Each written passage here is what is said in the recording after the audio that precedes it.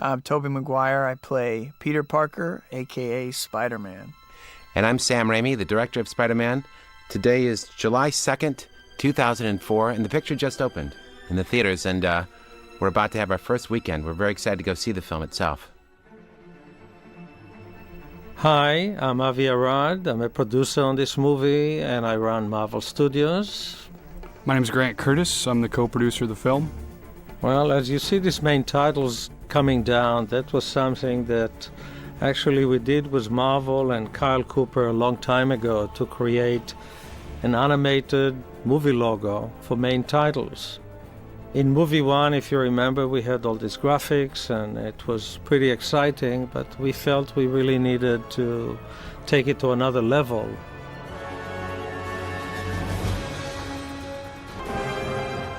Was this something you planned early on, the drawings? I was working with Kyle Cooper, the title designer, along with my editor, Bob Moratsky, Avi Arad, and Grant Curtis, and Laura Ziskin, my other producer, and we had a lot of different ideas. We were trying to figure out which way to go. And one of the things Kyle suggested was showing a little bit of the comic book of Spider-Man 1. And we so liked that idea that it naturally evolved into that being the basis for the whole title sequence.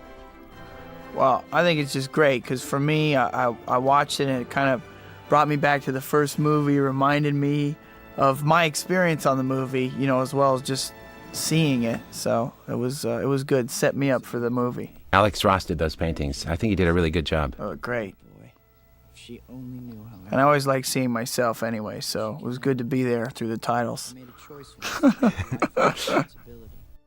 Life she can never be a part of. That shot we did of Kirsten was the first shot, I think, filmed for Spider-Man 2.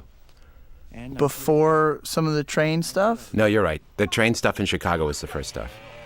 That was the first live actor piece. It was shot in New York in a little tiny soundstage there. I'm sorry, Mr. Aziz. There was a disturbance. You love that word, disturbance, Sam. That's Alvin's word. It's such a funny word that Peter says, especially the way you deliver it for me, because he obviously can't say what really was going on. And this is like the word that he comes up with that works for him and doesn't give it away to other people. It's such an awkward, bad choice of a word. It's really funny that Alvin chose that one. So odd and vague, you know? A disturbance. And nobody ever asks him, what are you talking about? Your ass is fired. So we're setting up Peter's life here, right? Where he's at now. You're loading heaps of punishment on him, and this is the beginning of it. That's right. He's under siege because we left him 2 years ago, and he's like Atlas, Laura Ziskin is fond of saying, with the weight of the world on his shoulders. And 2 years later, when this film starts, we see that he's just been unable to survive under the strain of all of the responsibilities of both being Spider-Man and carrying on a regular life. This is all a bunch of great second unit photography directed by Dan Bradley, who's also our stunt coordinator. And when we were watching these dailies in New York, it was just really exciting to see this scene start to come together in this pivotal moment in Peter's life when we first meet him, and he's dodging in and out of traffic, and Dan and his crew really shot some great footage of Peter in New York. What I think we really improved on from the first movie is that all of the action comes out of story in this film. The first movie, you know, a lot of it did, but setting up the character, there was like kind of an arbitrary montage sequence in the first movie that you have to show because here's Spider-Man starting to fight crime. And in this movie, all of the action is part of the story, which I thought was great. I think it's interwoven much better also. After movie one, we all got together, and it's sort of a post-mortem of a great success. And it's sort of ridiculous, but you sit at the end of a movie that did $800 million, and you analyze all the things we think we didn't do well enough and what we want to do into the future. All the way from deciding visual effects, the last shot in Spider-Man 1, the goal was for that to be the worst shot in Spider-Man 2. But rather quickly we had a feeling of what story to tell, because movie one kind of changed everybody's lives. We knew that the kids had aspirations. She wanted to be an actress and he wanted to move to the city. But here Aunt May is now a widow, Harry's an orphan, And we started the debate what to do with Mary Jane, make her successful. Let's give her a boyfriend. One of the interesting issues were to give her a boyfriend that is good for her or bad for her. I had this discussion directly with Kirsten. And I said, what's your instinct? And she said, I don't want him to save me, I'd rather have a good boyfriend. And it's kind of a nice dilemma because he's a good guy, and if he sees someone who is good for her, maybe he should take a walk. But thankfully, he's a red-blooded kid who was not going to just walk away without a fight. Jeff Lynch storyboarded this sequence, came up with a lot of good ideas, along with a tremendous amount of other storyboard artists that all contributed to the visuals in the film. How many storyboard artists do you have working with you? Well, some would come and go, but over the course of the 2 years we were making the movie, they were always on. And I think the least we would have would be 2 at the end, and the most was probably 12. 12 at one time. Yes. And I think something amazing, too, it seemed to me you would work with them and you'd give them shots to shoot like a second unit or a third unit director, which I always thought was great. It seemed like you were really trying to help encourage people to take whatever next step they wanted to take. Yeah, it's hard to get a shot in the business as a director. No one will give you a chance to direct. You really just have to do it on your own and prove to the industry that you don't need a chance, and then they all want to work with you. So these guys who've been with me on a few pictures, sometimes I give them the opportunity, if they're really great artists and they put their heart and soul into their work, to actually step up to the plate and do some second unit directing. They all seem to come through quite well. Basically, Sam loves beating up Peter Parker. Oh, yeah. That's his thing. Beat up Peter. Let's see how long you're going to be a hero. Let's see what I can do to you. And if you follow it from the pizza losing his job, this great Dreyfus trial thing of taking his ranks away, Joe's Pizza, it was really, on one hand, it was fun. On the other hand, you really felt for him. He cannot keep a job.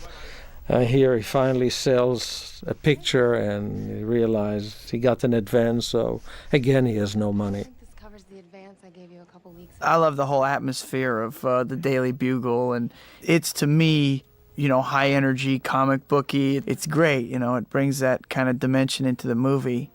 I really like it too, and I like the fact that J.K. and the others treat you like dirt beneath their feet. They really don't have time for Peter Parker. They don't know that he's the star of the picture. And if you want to see Sam enjoy beating up people, I'll cue in this. Sam actually took it upon himself to hit Tobey right there. Sam always likes to ratchet up the torture on his actors and everybody to a certain degree. So if there's anybody who's going to get the experience of taking a poke at one of his actors, he always jumps in there. I remember being on set and us doing that scene, and you just kept going, all right, now I want you to step on his hand when he's got his hand under the book. Yeah. And I tried to hold the book in a way that wouldn't crunch my knuckles on the concrete, but it hurt after a while, especially because you like to do a lot of takes when I'm being punished. Usually you're not doing a ton of takes, but for some reason when I'm being physically punished, I don't know. You do a lot of takes. I don't do that on purpose. But you were a big sport to let us hit you with that bag so many times. Oh, I thought it was hilarious, though, so I had to do it. But I was actually getting angry. You can see, a slightly angry look on my face a couple times there or maybe the second time I got hit, and I was getting a little angry. I know. Because you kept telling them they were being so gentle with me, the actors hitting me with the bags. Well, that's why you're getting angry, because they weren't hitting you hard enough. Well, they weren't hitting me hard enough, so it was like then we had to do it over and over again because they didn't want to, hurt the guy who's the star of the movie or whatever. And I'm like, now, come on, do it already, please. Right, they keep hitting you kind of medium hard, right, exactly. 20 times. Just hit me once, for crying out loud. The first draft had a lot of issues. It had more villains. And we actually didn't have enough time. And rather quickly we had to start weeding and deciding what the stories that we want to tell in movie 2 and follow the characters and see what will happen next. In the first movie, Peter didn't have a choice. Got bitten, made a mistake. Now, what does it mean to be a superhero? A lot of our earlier drafts in the script had Black Cat play a very prominent role, but we quickly found out that if you're going to give Doc Ock his just due and make that a great emotional story and connection between Peter Parker and Doc Ock, we needed that extra script time to have that payoff at the end. So, and Black Cat was a tough loss because we spent a lot of time with her, developed a great story around her, and implemented her into the story. At the end of the day, it was best for the overall story to just focus on Ock and Peter. Well, Black Cat was supposed to be a challenge for Mary Jane and give Peter an opportunity at a different life. Alicia Harding is from a different social class. She adored him, yet she had the same kind of ambivalence, moral ambivalence, as our villains have, in less of a clear way. It would have been amazing, but maybe we'll see it one day. We like to leave all these ideas within when he runs into Dr. Connors, which is really a great villain, because, again, the key for us with a villain in Spider-Man is to have them connected to Peter. They have to have an emotional connection. Doc Ock is someone he revered. Freddie Molina was an inspired choice in a way, because it's funny, he's a chameleon. It's not like a face that you know. I mean, you say Chocolat, then, oh, the mayor, or Frida, you're kidding. It's the same guy. And he's one of these chameleons, and he elevated Doc Ock to something very, very, very special. And Doc Ock went through different reincarnations, if you want to get into it. Well, Doc Ock was actually in Spider-Man 1, similar to Black Cat, not quite as long, but the visuals that we saw with Ock, with the conceptual drawings that came out of Neil Spicak's great art department. Neil's our production designer. It was just really inspiring, and we knew that at some point we wanted to tell Doc Ock's story because of the great visuals that were coming out of there. And it was just a matter of question when. And similar to the Black Cat, we knew that we couldn't do the Green Goblin justice by inserting Doc Ock. Oh, my. You did? I love that Rosemary Harris. She's such a sweet person in real life. Wonderful person. And I think you two have a different type of chemistry together. No one ever talks about that, but I think you, as actors, I see you really listening to each other and giving to each other. Yeah. Well, she's so wonderful and so talented. So, her emotions are so accessible to her, and she's just so real and rich with emotion. I agree. Here, Peter gets to see Aunt May's loneliness and her pain and difficulty, and gets to feel all the guilt. Yeah, I like the fact that there's some realization in your eyes. What I get out of your performance is the first time you've really seen just how lonely and cut off she is, and how responsible you are in creating that situation. And also Peter, I think, like you were saying, he's caught. He can't resolve. He can't be honest in these relationships. I mean, here are the three important relationships to him. And there you see the distance between him and Harry, and the distance between him and Aunt May. And I think it's showing a really sad, kind of lonely existence for him. He's doing this heroic, altruistic thing of sacrificing himself for the good of people or society, and yet he can't even keep up with his relationship with his aunt or his friend or, of course, the girl the way I say it is he's achingly in love with. I feel that, Bane, when I watch this scene. Reminiscent of the first movie, backyard scene over the fence. I like that. We tried to recreate it, but 2 years later and how things have changed, to contrast that earlier scene versus where you are now, where you both are now. She's so beautiful. The camera does love that girl.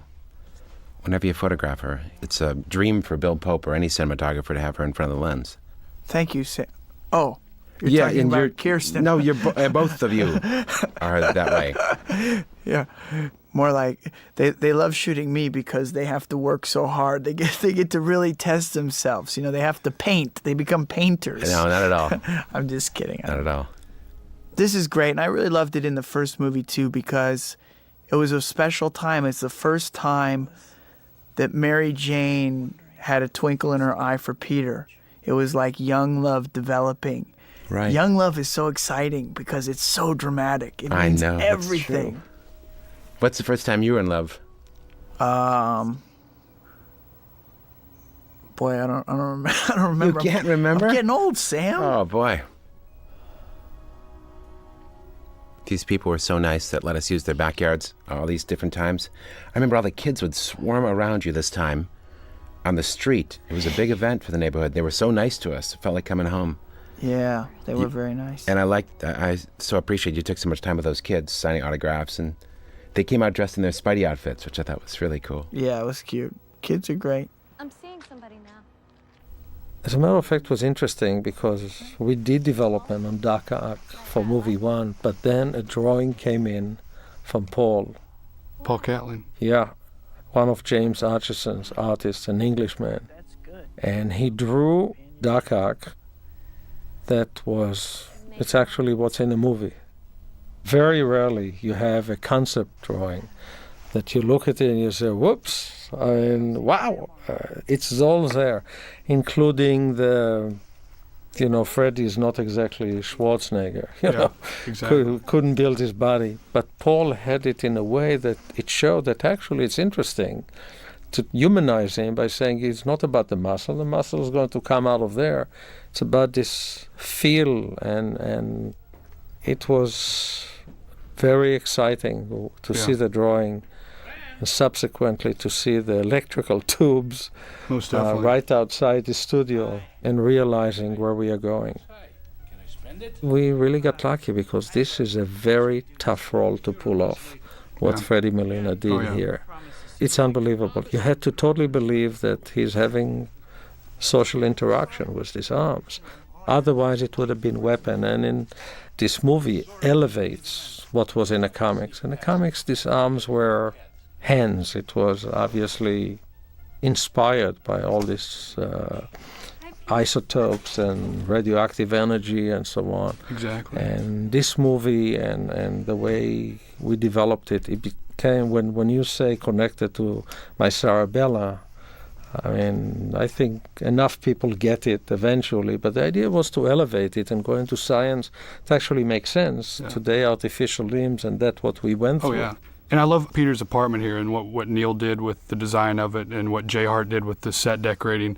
We got to remember our hero is a very poor guy, and he lives in New York, and set design, set decoration so reflects Peter's life. It's his personal life is a little humdrum, and his life is not being a superhero and trying to juggle his studies and his work. This is where he can afford to live, and so that's what was neat and exciting to see this set. It is a true reflection of where Peter is in his life. No bathroom. Yeah. And then in sound design, we added the subway, which is really for the neighborhood where he was. It makes sense for a building like that to be absolutely shaking every time the subway goes by. I mean, what is really interesting to track as the story progresses is just how Sam and the writers and Avi and Laura just continue to crank the screw down on Peter, and it's just one more level and one more hardship that he has to face. And sometimes it is as subtle as the sound design in Peter's apartment, which, the apartment is crappy enough, and all of a sudden, the L train goes right by his apartment. It's just the little screws that continue to tighten, and you realize why he makes the decision he does, midway through the movie. We'll see you in Sweden. Alfred Molina. Powerful the great Alfred. Molina. Or, as we closer to him call him, Fred. I love when Harry plays this moment. Oh, He's yes. so big. Oh. He's big, but he's still real. There is a difference. You can still get big if you're real, in my opinion, Absolutely. And it was so bold of him to do that. One of the lines was, I'm sorry for the interruption. You said, no, you can't have me say that because it's too insincere. Obviously, I'm there. Right. I'm taking advantage of this opportunity created by my friend Harry. I know it's intrusive. The best thing I can say, to be honest with him, is I won't take up much of your time. Yeah. Increase in energy output. A huge amount of energy. Like a perpetual sun providing renewable power for the whole world. Are you sure you could stabilize the fusion reaction? Peter, what have we been talking about for the last hour and a half? This is my life's work. I certainly know the consequences of the slightest miscalculation. I'm sorry, I didn't mean Donna Murphy's a great actress. She is. She was great. And it really was great for Peter, from his perspective, seeing the life he could have here. I mean, in a way, Dr. Octavius is a scientist who's researching and developing important things, and he's in love with his wife, and his wife supports him, and it's the kind of life Peter would love to have, or part of that kind of life, Yeah.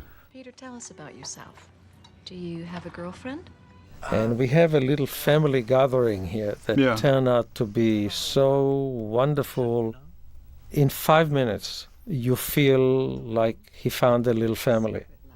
And they talk about love, and this Peter doesn't know, do I have a girl? Maybe I don't have a girl. And it plays beautifully here. And literally, this is a very short scene that sets you up for the rest of the movie. You know that Peter not only is spending time with a man he looks up to, but he understands the love between a man and his wife. He understands the connection. And it feels like he's one of them now. And that's what makes the next scene so tragic, because Peter is looking to connect, because he's always, in some ways, living in hiding. And these people were so kind to him, and especially her. Obviously, you'll see later how tough it was on him to see his mentor and someone he liked, and his wife, who immediately befriended him, invited him to the demonstration, and obviously she dies. It's such a great scene because we're with Peter as he sees how his life could be completed by someone he loves if he allows that opportunity in his life. And it's just a great little moment where you see him realize what it is like to be completed by another person, and it's just another thing he's missing in his own world. Peter's apartment is perfect for him too. But that's realistic too to New York. I don't know if you remember on the first film. I do. Harry's apartment. I know you guys worked very hard on making that the right kind of place, because Norman is a rich guy, and so his son has a nice apartment. What was your notes on the first one? At first, you said to me, Sam, this place is so big. I know it's Harry, but just the place like this was just unrelatable to people. So I talked to Neil, and we all agreed with that great note and scaled it down. But that was the impetus that I took and gave to Neil's direction about this miserable little one-room place. I really knew how right you were. And so I said to myself, when Peter gets his own place, I'm going to take that note to the nines, and I'm going to make Tobey go, wow, this is really a miserable place. I'll tell you what. I wanted to beat you at your own game on that one. It's perfect because I've lived in L.A. my whole life, so I don't know from my own experience, but I've been friends with other struggling actors, as I once was. You've put an end to that. And these are exactly the kind of apartments that someone who's like struggling would live in. It's like you don't really have a kitchen. His bathroom's outside. It's terrible. I don't even know how you could afford a place, and even this place. Right, it's a little tough, but he's got to sell out and give pictures to Jay Jonah at the Daily Bugle. We were shooting on Spring Street, right?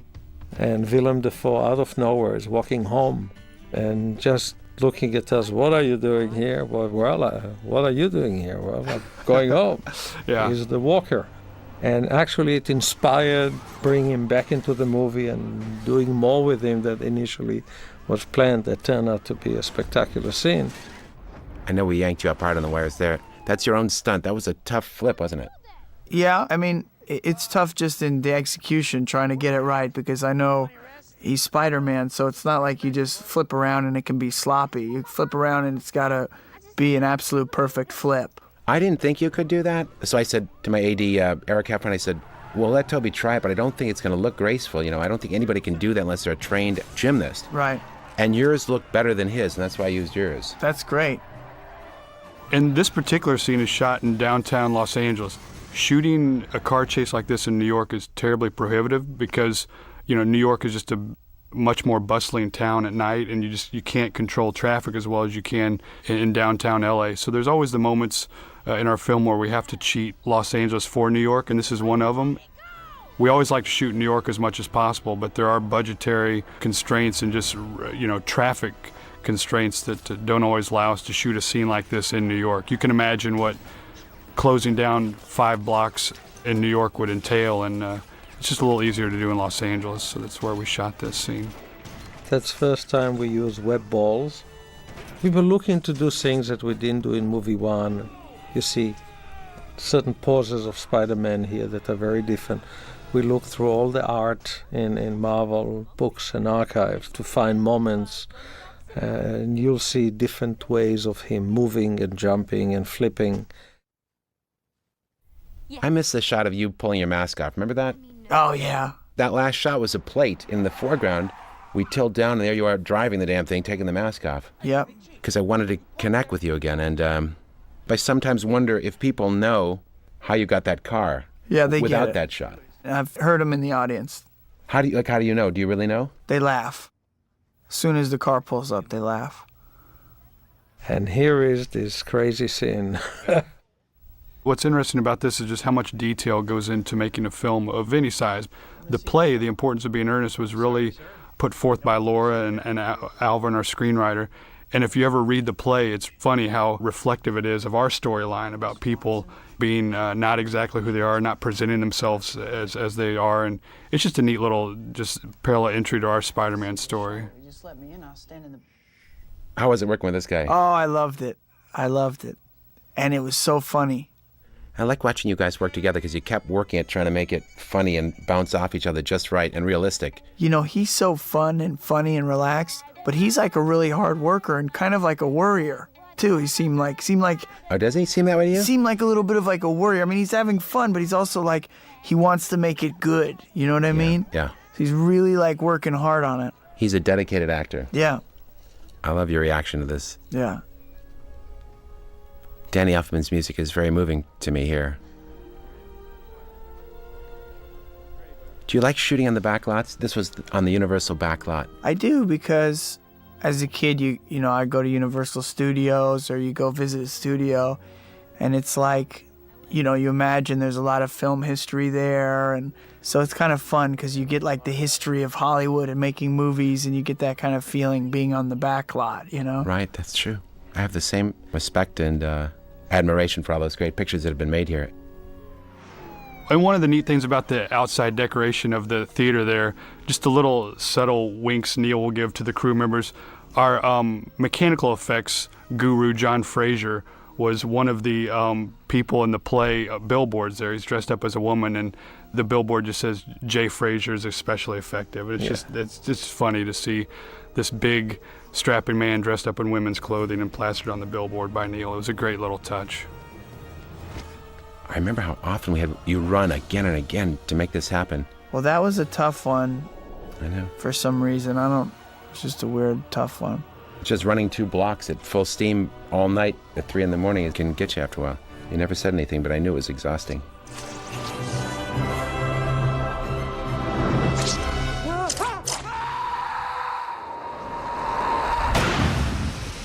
Great hotel. You can see in the background here, when he stands up, the Waldorf Astoria, that's it behind him. Oh, wow. If you look up, you'll see the lights on in 4 windows. That was my room up there. Really? I left the lights on because I didn't think I had enough light to illuminate the building. So I pulled all my drapes open and turned on all the lights so I'd have something up there. Oh, that's funny. Let me try and see where it is. Oh, you know what? I think I already missed it. That's it, over your head there. Uh-huh. That little strip of light. Oh, how funny. That's where I was staying.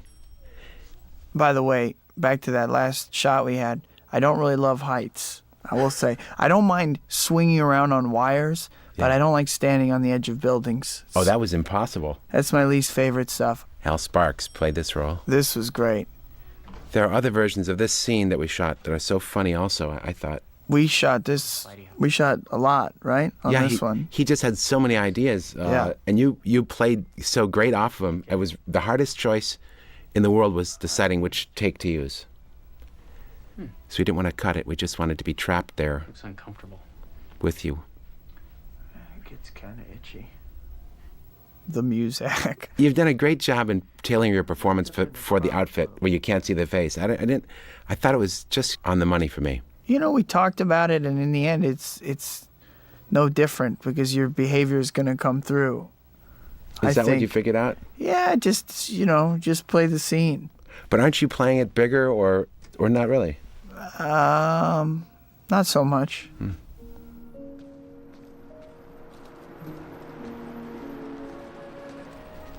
That was, at least for me emotionally, it was one of my favorite shots in a movie. Oh, it's a great shot. It was like 2 o'clock in the morning, and in New York. What can be sadder than watching this guy slapping this scooter across this beautiful picture of this woman after a bad night? We just loved it. This was the first shot you shot in the picture, I think. Yeah, It's a hard first shot, too. It's an all-in-one piece. I like doing that, though. 'Cause you're fresh. You're fresh on the movie. You're like all pumped up, ready to go, a little nervous, a lot of dialogue. So you're like, And the sun was going down. yeah. And you're by yourself too. So you're not like working off anybody. And you had this rotating shot. So I had to keep finding the camera for you. I know. Besides hitting all your emotional beats, being real, pretending someone, holding the lie in that what really happened, trying to make up this story and hold your really real feelings in, but still trying to connect with her. You always also had to hit your marks through the rotation, finding the camera, all the different points. It's quite a dance. It felt good though. It felt like comfortable. I think just starting the movie again. I just felt good about it. I was excited to be doing it again. I love this, and I was reluctant in doing this next beat we're about to see, but I love this. This is a very emotional moment right here. Yeah, because it's a device that we had to come up with, Alvin and maybe some of the other writers, to hear your thoughts. But it puts all the pressure on you, because no one really speaks to an empty phone. But you made it real, and more than real, I'm just into your heart and your thoughts. I can't be with you. If my enemies... The studio was courageous. We were very fortunate to be in business here with Amy and Matt, because there's a lot of emotion in this movie. And when you look at all this richness of emotion, most studios would have cut a lot of it out. We made now movies almost everywhere, and I can tell you this courage made it all worth it. Because some of this stuff, you look at it and say, how much emotion can you put into the summer? And when you read the reviews, you feel really good for fighting for it. And I write a weblog on Sony's movie site. And one of my last entries, I told the fans and the readers, if you enjoy the Spider-Man franchise, thank your lucky stars that Sony got the rights to it, because Matt and Amy and just everybody at the studio is so dedicated to making this picture the best that it can be, and they're great people to work for and with. And it's been a good collaboration for all of us, I believe. It was great. And now let me introduce Fred was great in this scene, I like how he's got this sense of anticipation in his reading. Let me introduce you to my assistants. He's got a little smile. He's proud of what he's done, I can see the ego of the character even working in that pleasant way. Yeah. Edge Effects created all of these devices, obviously designed by James Atchison and a team of different artists, sketch artists, storyboard artists. John Dykstra had input, and so did Neil Spisak. But it really was a team effort in bringing these things to life. But mostly you got to credit these great puppeteers. They're incredible. And the great animators, and John Dykstra and Scott Stockdyke, everybody at SPI, Sony Pictures Imageworks. But finally, none of it would have worked unless Fred brought it all to life. I think it's just amazing. They really have character, the arms themselves, Yeah, I was very impressed with how it turned out. It's such a goofy, kooky idea, but when I watch the movie, I feel like I'm into it. It's interesting how we came up with the length of the tentacles. One of the things that we always struggled with seeing the early conceptual art is how long and how big should the tentacles be. Because when they do go longer, you do tend to have a little spaghetti effect, and they don't look as powerful and as magnificent anymore. We put our assistant visual effects editor, Aaron Scully, into a mock-up harness with actually plastic plumbing tubing coming off of him, and we literally just started to snip down slowly the length of the tentacles until we all believed we came up with a length and the size of the tentacles that remained powerful, but also gave Ock the mobility that we needed him to have. And so it's just one of those low-tech things with $5 tubing that eventually morphs into these magnificent tentacles built by Steve Johnson and Edge Effects and the magnificent puppeteers that puppeteered this. It was amazing just to see the progression. Neil Spisak and his team of art directors designed so many great delivery devices just for that particular tritium capsule. Oh, wow. So many very, very cool sketches and designs I saw. Neil wanted to have everything on wheels and big ugly cords coming from it because that's what he found through his research. See, that's what's great right there. In this big moment, you have a little moment between Fred and Donna connecting on a personal level. Fasten your seatbelts. And then we go right back into the big demonstration. Yeah, that's a tough moment here. Because until now, we really like this guy. And we care for her a lot. Great actress. In minutes, she got us. Donna invested. Murphy. Yeah, and in just a scene or two, you have a great emotional connection to her. And this is something we really didn't struggle with in the post-production phase with John Dykstra, but we definitely spent a lot of time about how this fusion ball would look, because it is such a pivotal point in his whole scientific career, and it's also what leads him to his downfall. And so we spent a lot of time with, what's the best thing for this to look, and what's the most realistic way for it to look. And Peter's always the first to notice the insanity that's about to ensue. The paperclip. That paperclip actually, bizarrely enough, took us a lot of time to film. Sometimes it's the inserts that are the toughest. We had a string tied onto it, just a little bit of monofilament. And, it's one of those things just to pull off the realism of it. And it just takes longer than you'd think, Yeah, that's where CGI many times is like, it seems like easier to do almost everything. Yeah. But I think Sam really loves mechanical effects and try and shoot it right through the camera.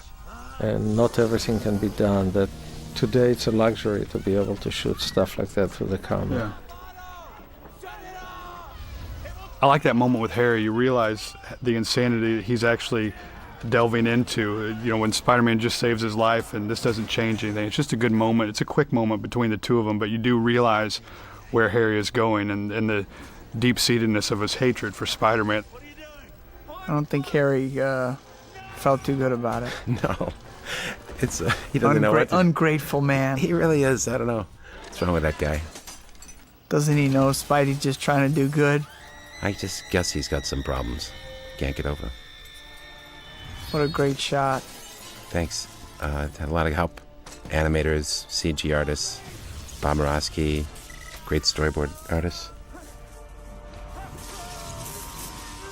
What's interesting is if you see these storyboards and some of the animatics, and then you see the film, it's just, I remember we were making another movie with a new director, and I said to Sam, what will be the best advice you will give to a first-time director? And he said, just tell him to stick to the storyboard. And here, obviously, on a movie like that, there are a lot of storyboards, a lot of animatics. Is really where Sam delves into what the word means, how do I show it in a picture. But it's just his own conviction is right there, because many of these scenes, you see them frame by frame, and then you look at it and say, it's just unbelievable how he stays to the plan. How early in the game he already has it all in his head where it's going. Yeah. It's just very comforting when you make movies as complex as these.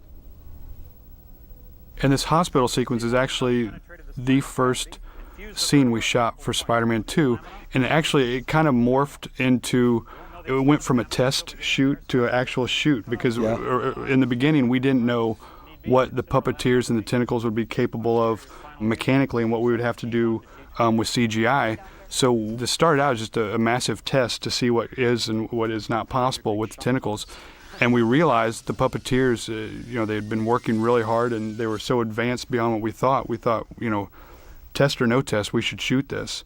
So it did morph into an actual shoot, and we shot this probably 3 or 4 months before we shot any of the New York footage, which we started with for the film. This is a great sequence. A lot of people say this is vintage Sam Raimi. It's great. It's a lot of fun and it's horrific, going back to like the Evil Dead stuff.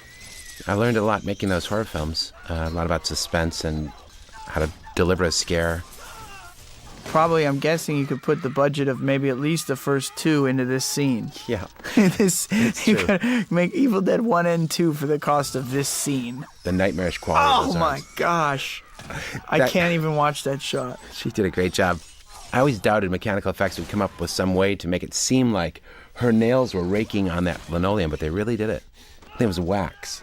Soft wax they used, I think.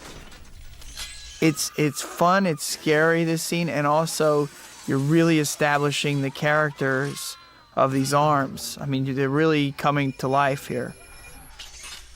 Yeah, it was important to show that there was something to be feared, those arms. And also, and I don't know if the audience understood this or not, but the idea was that they were acting to protect themselves, and he had no knowledge of it. I don't know if I made that clear enough, that he was awakening now to see what they had done, and was horrified at it, and was now kind of trapped with these things.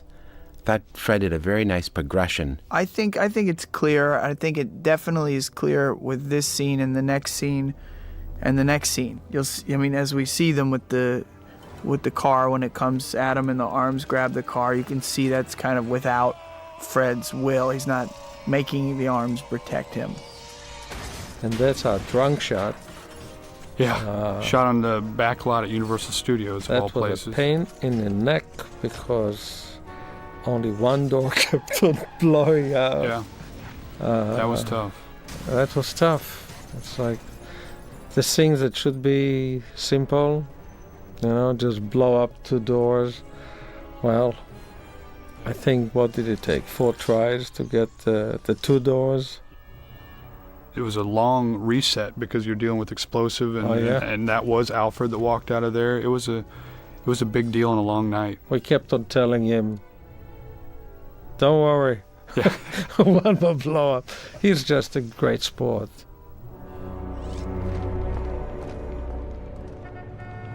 I like that Robbie wises up to you a little bit, starts becoming suspicious.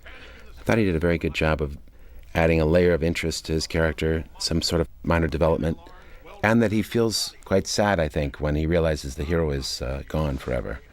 Later when he finds that mask, I see it in his eyes. Yeah. He really does a lot with a little. Here's Ted Remy, who's a very funny guy. Good luck charm. It's really fun to watch J.K. and Ted play off each other. It's a good little comedy team. And as you can see from Spider-Man, when the Green Goblin broke in, we did redesign Jameson's office. We took that liberty that the Goblin destroyed his office, and the insurance paid for the renovations. Were you worried that he was on to you in that moment? Like, why would you mention that when you gave him that sidelong glance? He says, I hear Spider-Man was there. Right. Well, it's definitely clear watching it. I think Peter did think it was an odd look. I don't know that he could quite calculate what it meant. Right. Interesting. So you make a choice that you haven't quite figured out what he meant. Right, by the look. Yeah, exactly. That's great. It's just an odd look. And so you're not playing, how do you know? You're playing, do you know? What did that mean? What right. did that mean? Do you know? Exactly. That's better.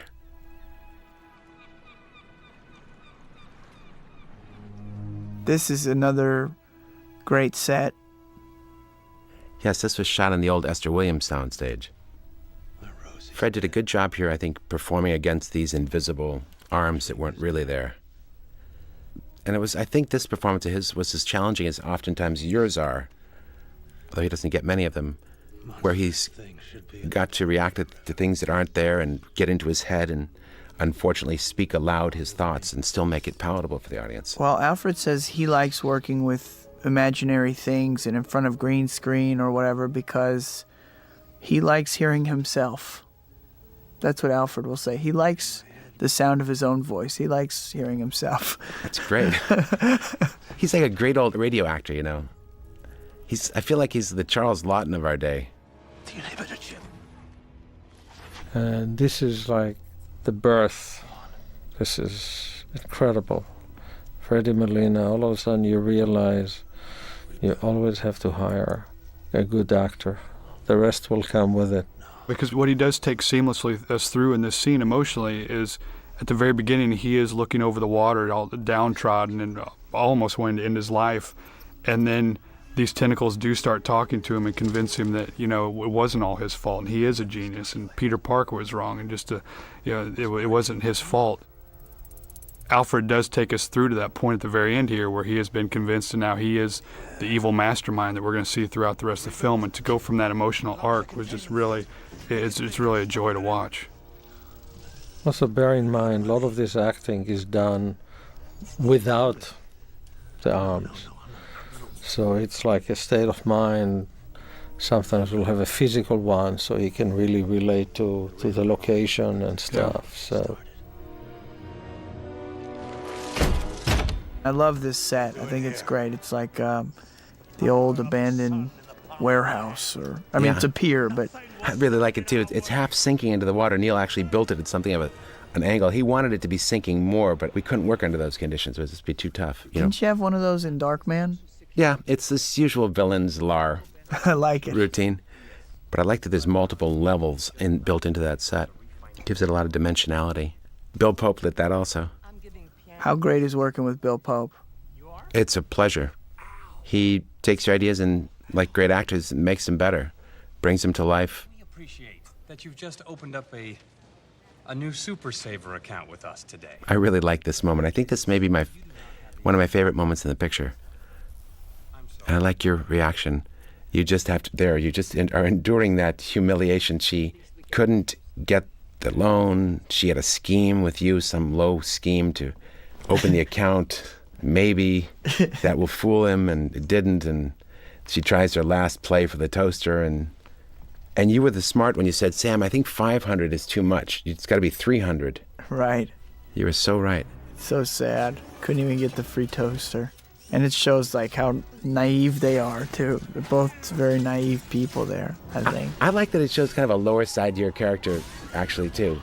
You're naive, but not beneath trying to make a play for the toaster. They're trying to manipulate a situation, but they just they're not savvy enough. this is absolute classic that usually we don't have a chance to show. The classic in the books is that something happens and Peter Parker vanishes, and you think, okay, chicken shit, that's a hero. And all of a sudden Spider-Man appears, and so that was such a great opportunity for Sam to play this moment. And obviously these guys say, yeah, your kid is some hero. During this sequence, I had to dump a lot of these gold coins on Fred's head because these bags are supposedly exploding around him. Dump after dump. And they really hurt. You drop gold coins on some guy's head by the bucket. It really, it's like heavy pieces of metal. And we shot this scene in a bank in downtown LA, and I don't want to keep harkening back to Neil and his talented team, but what's really interesting about these films is none of this is there. You know, the bank is there, it's beaten up, it's old, it's decrepit, and Neil and his team come in, they add this beauty to it, and make it into what looks like a really majestic looking working bank. And it took them, I don't know, probably 2 weeks or more to get it to this level where it looks this great. That's great. I was excited when I saw some of the storyboards and animatics, seeing the hero and the villain take hits and fly across the screen like that. Because I always remember in the Superman movies, that was my favorite part, when I would see one of them get hit and fly, 150 feet across somewhere. And yeah, they had that in Superman too. That was so cool. I saw the trailer for that. It blew me away. Yeah. I thought, I gotta see this picture, man. It looks like a Superman comic book brought to life. Yeah, that stuff was so cool. But I love Richard Donner's first Superman too. I mean, that was just incredible to me. It amazed me when I saw it. I was so excited and so positive and bright, that movie. Now, I know from the first film, you really wanted to step up the action a notch and utilize the character of Spider-Man more, because he's such a unique character, and the things he can do, his abilities and his movements, and, that you wanted to utilize. Oh, that was Stan Lee. There he is. Quick little shot of Stan Lee. So we have here a fight on the side of a building, which is something you could really only have in a Spider-Man movie. Yeah, I'm really glad we had the opportunity to do that too. It was just like you said, recognizing what we wanted to do and couldn't, or didn't realize what we should have done until after the movie was deep into production. And that's the great advantage of a sequel, is being able to do those things, to not repeat your mistakes and create what really you think the heart and soul of the thing was. And I think you and me did that too, in the performances and how we plotted scenes out. I think we got to the core of Peter Parker. Obviously you, but in general, I mean, I think that's what we're working toward. At the end of movie one, when we had our meeting to figure out what we didn't get enough of, and the number one thing we felt we didn't reach in movie one was vertigo. So you'll see in this movie a lot of vertigo, a lot of point of view to understand the height and the depth in New York and the danger of what Spider-Man operates high up there, and what would it feel like? What would it feel for the audience to look down at the street? It's a level of discomfort that deserves to be in a Spider-Man movie. I think Sam did a great job in following this goal, saying we want vertigo. Well, we got plenty of vertigo, both for Spidey and all of us.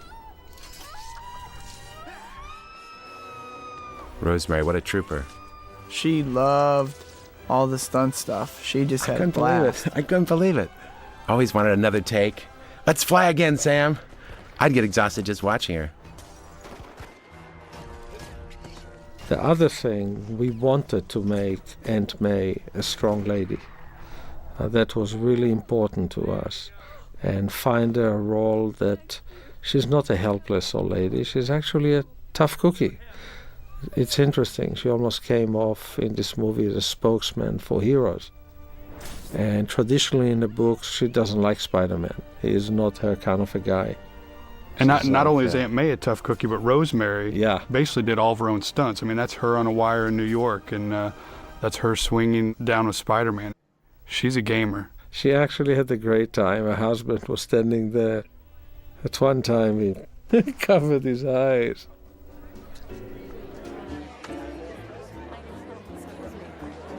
This is a great bit, too. I wasn't sure how it was going to play when... Look at this Peter Parker. The lens cap's on. He couldn't get his little snack. And that progresses through the scene with him trying to get his little snacks and stuff. I'm so glad you went for that. Again, I really am. Just putting it in your hands, Sam. I want to take it easy, buddy. Here's a great development in Harry's character.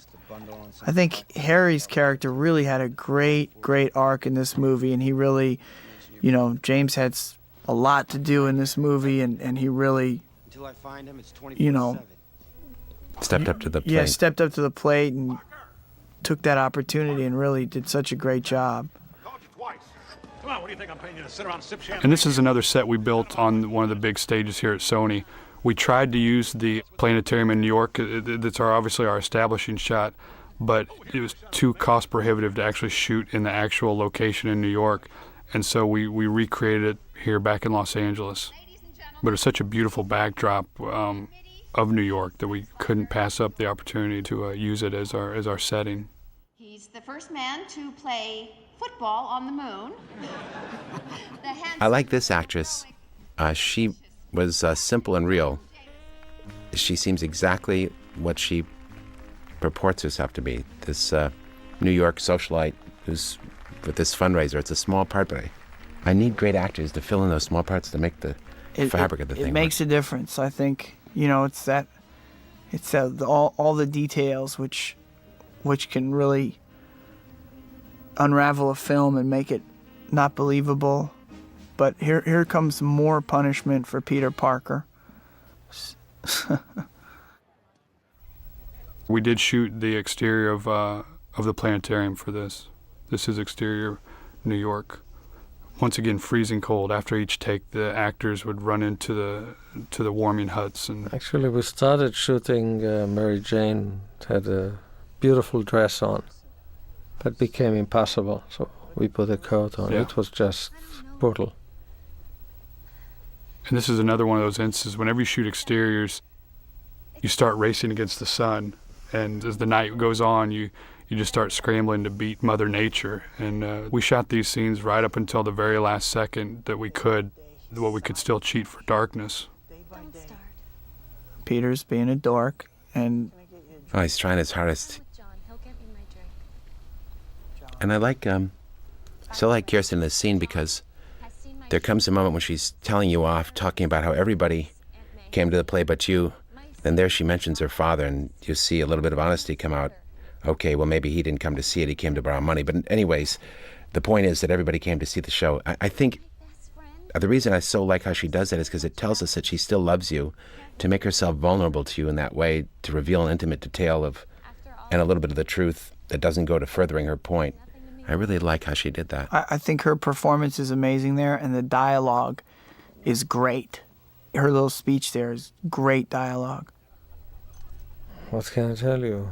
You look at this movie, the depth, the color, the backgrounds, the camera motion. We think we are way ahead of movie one in terms of cinematography, camera work.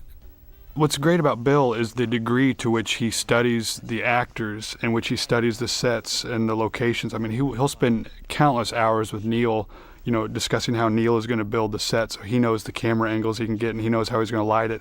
I mean, one of the very first things we did on the film when Bill started up is Ozzy and Guanzo, our storyboard and animatics coordinator, and myself, we just started going through old photographs of Kirsten and frame grabs of her old movies of where we thought she looked her best, and Bill would study those and study the lighting that cinematographer, that photographer used, and just the degree to his dedication is just, as Sam says, it's contagious, and it's trickled down, the degree to which he wants his best work to be put up there. And what was really a joy for me on working on Spider-Man 2 is this is my fifth or sixth film with Sam, and every film that I would do with Sam, he would always want to get Bill Pope, but Bill was too busy doing The Matrix or other films, and the schedules never jived.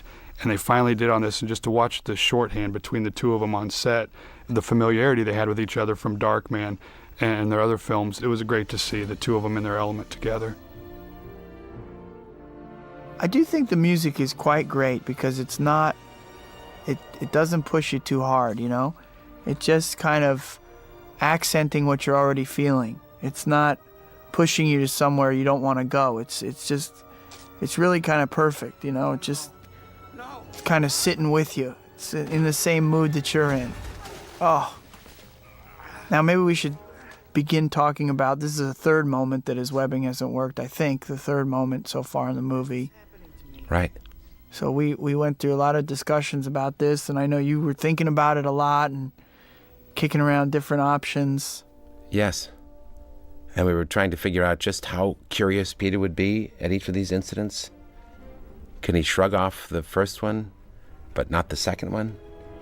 So busy in battle as he doesn't have time to question it too much. Only now when he's alone and the stakes are low, can really explore what's going on. And not that it matters, but this is a very dirty alley in downtown Los Angeles. Oh, there's rats in that alley. That's an ugly place. I shot Liam Neeson in the same alley in Darkman. Really? As he staggers out of the hospital and his face is burned and he finds a coat in a dumpster. That's a nice cut right there. I like that. I didn't know if we should actually go to the apartment. Now, I remember on the set, I was talking to you about it, saying, I've got a cool cut. I think it'll say that this bothered you more than just the moment. It'll bother you all the way through, into the evening.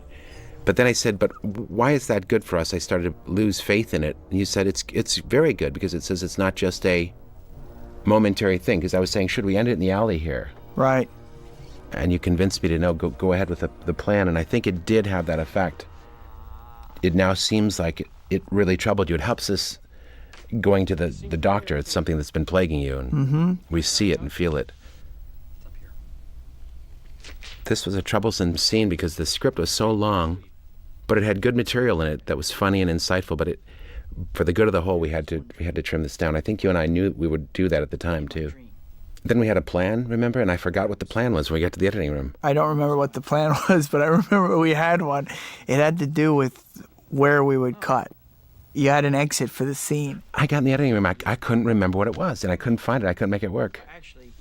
Now, I also think it's interesting that you would cut back to Doc for the building of his machine, and you're tracking his character, and as well you've got Harry's storyline, as well you've got Peter's webbing is starting to fail, and I just think the balance of all this stuff in this movie is so good.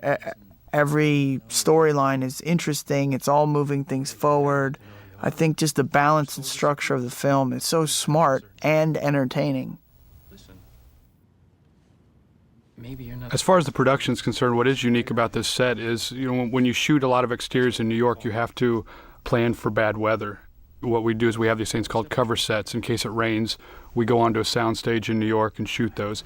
And luckily, although it was bitter cold in New York when we were shooting there, it never rained and we never really had to use our cover sets. But the doctor's office was one of our cover sets, and then subsequently it became the last set we shot in New York because we no longer needed it to save us from inclement weather. But it's just one of the tools you implement to make the film and to not lose days.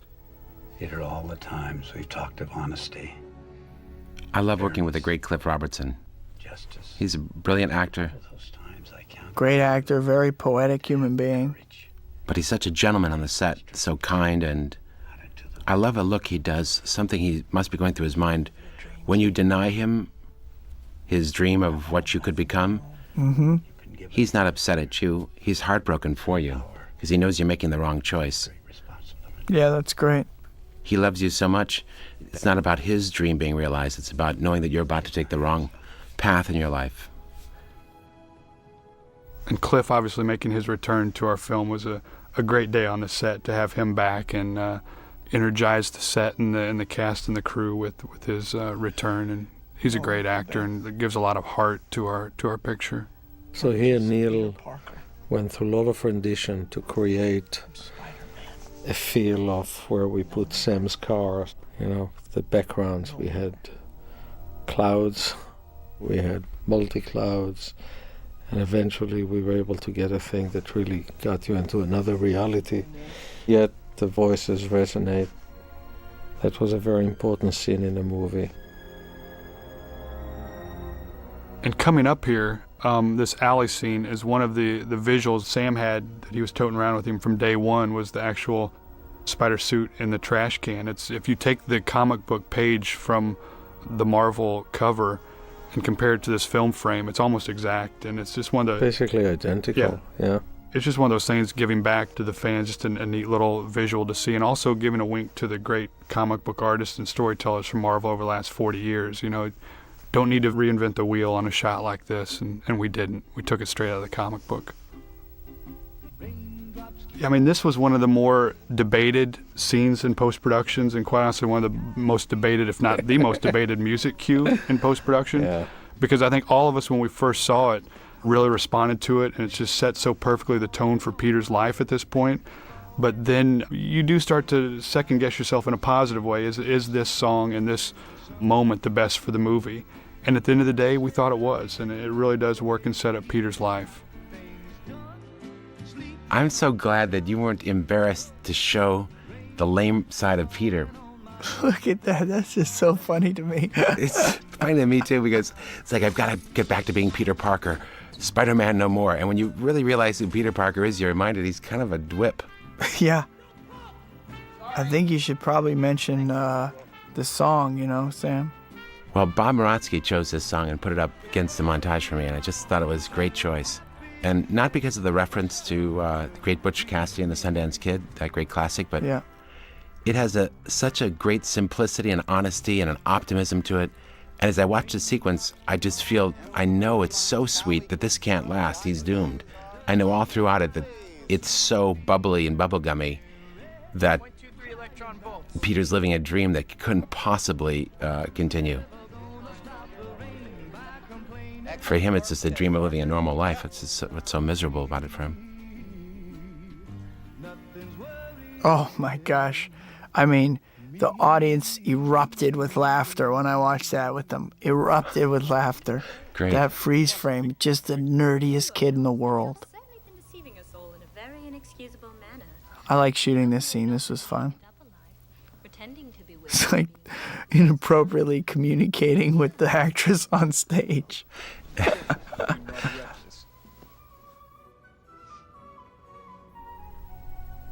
I think what Sam did here was absolutely genius. We are in a theater and the two of them are absolutely alone. Just the two of them. Everything behind it just takes backstage. the way it was shot. I thought it was great. You almost forgot that you are just the two of them there. Look at this. It's awesome. You were so wonderful. That was This is in New York. This is Chinatown. Just such a beautiful backdrop with all the great lights and stuff, just to play a scene against. That's one thing that Avi talked about, the vertigo, that thankfully, he was really pushing from the start so we can get that aspect of Spider-Man's life. Another thing that we wanted to do again is just open it up to more of New York and just show where Peter and MJ do live and their life and their backdrops. And it was just a great location chose by Neil and his great locations manager, John Fedenich, and just showing more of Peter's life. Imagine you getting married on a hilltop. And who's the groom? You hadn't decided This yet. was shot in Chinatown in Manhattan, and it was a real challenge for Bill Pope because of all these different colored lights, and Neil Spisak had to bring in a lot of these neon pieces to really light it up in an exciting way. It had that suggestion already in the city, but he really raised it a whole level. Picking up where we left off. Where was that? We never got on. You can't get off if you don't get on, Peter. I don't think it's that simple. I love doing all the scenes with Kirsten. She's so good. So good, and it really brings life to this movie and these characters. I think the romance between Peter and Mary Jane. And I agree. That's everything for me. The electricity that you two bring, the chemistry, the desire, watching you guys play against each other is what it's all about for me.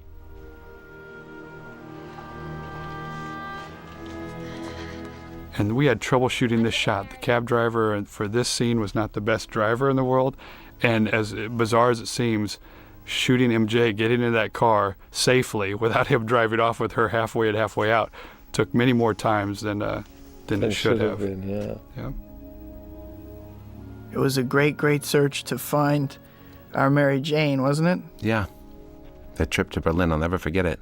Yeah, me too. You were feverish and sick. I had strep throat, sir. Horrifying. And it was like 3 a.m. when you finally did your audition, I think our time. I called you and said I have a doctor's note of why I can't go to Germany.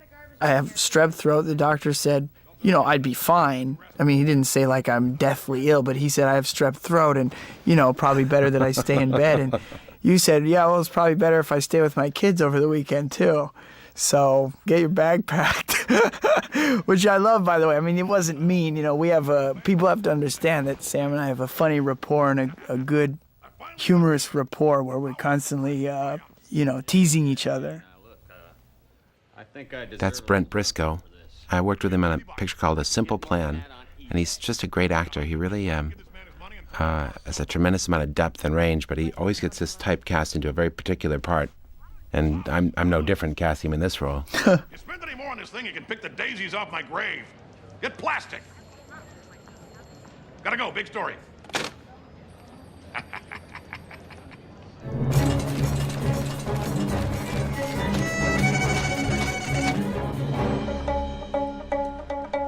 Spider-Man, Spider-Man, where have you gone to, Spider-Man? Where have you gone to, Spider-Man?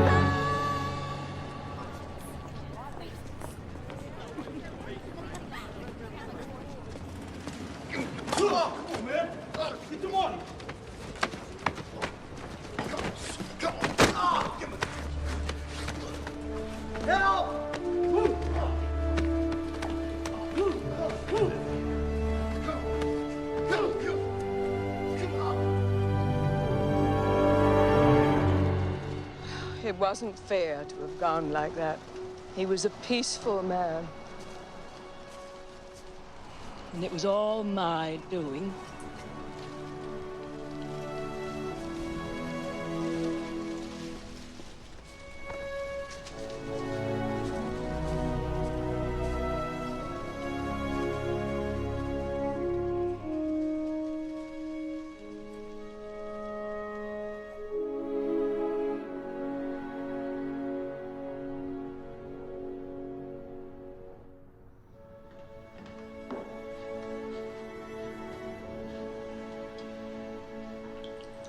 Aunt May, you don't have to punish yourself. Oh, I know I shouldn't. It's just that you wanted to take the subway and he wanted to drive you. If only I had stopped him, we'd all three of us be having tea together.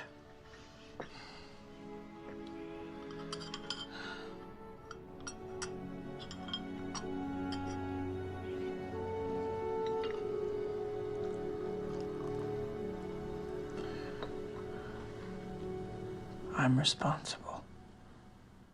That was a tough scene, but we all knew we had to deal with it. We had to deal with the retelling of the Uncle Ben story. And again, this is one of these moments that you think, is it too long? So you take it out, and you do the same thing without it. Grant and I looked at many things, the before and after, again and again, and so did Laura and Kevin. And all of a sudden, you take it out because you think maybe we're becoming too emotional. And then you cannot see it without it. You just know it's right. I won the money, the guy wouldn't pay me. Then he got robbed. The thief. I really liked how you helped this scene, too. I think Alvin wrote a great version of it, but then you worked the dialogue. I remember we were sitting at your trailer, making it a little more specific in places. Mm-hmm. I remember Alvin had written, I wanted to impress a girl. And you said, well, it's Mary Jane. She knows Mary Jane. Let's make it specific as much as possible. And that's always the right choice. And more than just that line, you helped work this with me to make it just slightly more real and specific. I thought it was much more effective afterwards. One of the things I love about working on these movies is that it's a collaborative process. And I know I've heard you talk about you don't possess Spider-Man or the character of Spider-Man, that it's all of our movie. And, you know, for me and all of us, we look at you as the captain of the ship. And as the captain, you let us come to you with all of our ideas, which is a great environment for filmmaking because we all feel like we're filmmakers, not just, you know, craftsmen or artists to do that single job, but that we get to express ourselves through you. And, of course, you'll use your discretion and shoot down my bad ideas and all of our bad ideas. But everybody working on the movie feels free to tell you anything, any opinion or any feeling or any expression we want to give to the movie you'll consider, which I think is a great thing. I definitely do that. I say immodestly, but I don't do it for the to be nice. I do it because when I'm surrounded with great actors and great technicians, it's my way of making the movie great. There are so many insights you're going to have about Peter Parker I would never have thought of, or that Rosemary here will have about May, or the combination of these characters. I need it. I count on you guys. I feel so comfortable with this particular group. That's really why I'm looking so forward to the third one. I know I'm surrounded with the best actors, the best technicians in the world, and I feel comfortable with you guys now, much more so than on the first one even, where I felt comfortable. Just one more little There's a lot of theatrical, acting, miming going on in this movie. Like Fred, obviously there was no tentacles on him and no giant reactor. That's Bill Paxton's dad, John Paxton. Really? Yeah, I really like him. He's such a funny guy. Oh, that's great. Sweetheart. But Fred had to pretend that whole scene, mime it really, just like you when the wall's falling. Yeah. 'Cause I remember the dailies, you just had like this stick on your back or something. Right. And you're holding up that wall while giving this performance. Sometimes there was a set piece on you, but other times you had to fake it, which is what's so funny about those early acting classes, where you sizzle, pretend to be a piece of bacon and sizzle. Right. I think those are really valuable because I think they're helpful, yes. This movie's full of it. Fred does a great job with that stuff. He really just fit very well into this kind of a film, which was different for him. And it was tough, though. Sometimes I did actually have to hold up that wall. But when you were doing that type of training in early acting courses, did you think, well, this is silly. I won't be able to apply this type of trust stuff, falling into people's arms? I think I was just too eager and excited to be doing it. I wasn't criticizing it or questioning that kind of stuff in terms of, exercises like that. There are other things that I've done in class or I've seen people do that I think is really silly. But I think there's something to be gained from anything, even if it's about relaxation or freedom of expression or, freeing your own instrument as an actor or whatever. There's always something to be gotten out of most of these exercises. But some of them, you wonder if they're practical and will be applicable later. Kill Spider-Man. We'll give you all the tritium you need. On second thought, bring him to me, alive. How do I find him? I really love watching James Franco in this movie because the transition that his character makes, and from Spidey 1 to Spidey 2, it's a neat emotional thing to watch. In this downward spiral that he's doing emotionally that you so want to be involved in. And of all the characters in Spidey 2, I mean, he definitely has one of the more rich character studies of where his character goes. Also, he grew up a lot. It's a boy who became a man. Yeah. Tony Mizuchi, he's our key grip, is the newspaper guy back there.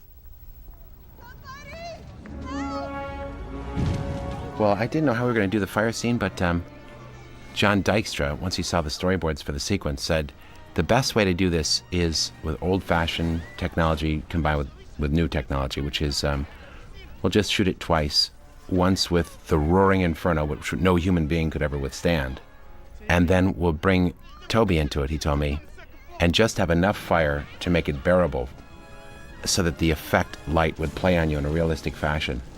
And then it was done with motion control so that those same camera moves were repeated on you and the empty plate with just the fire. And that way we're able to create a lot of fire around you. And then additionally, CGI put in sparks in the foreground, a little bit of haze to help the marriage of those elements. A lot of fire, but the safety experts here at Sony, I mean, they scrutinize as they should all of our shots in these particular areas to make sure it's safe both for cast and crew, because the conditions, I mean, even though Tobey was never in there physically, I mean, although we would do some smaller burns with Tobey in there, I mean, the cameraman and Sam and John Dykstra and John Fraser, they are in there.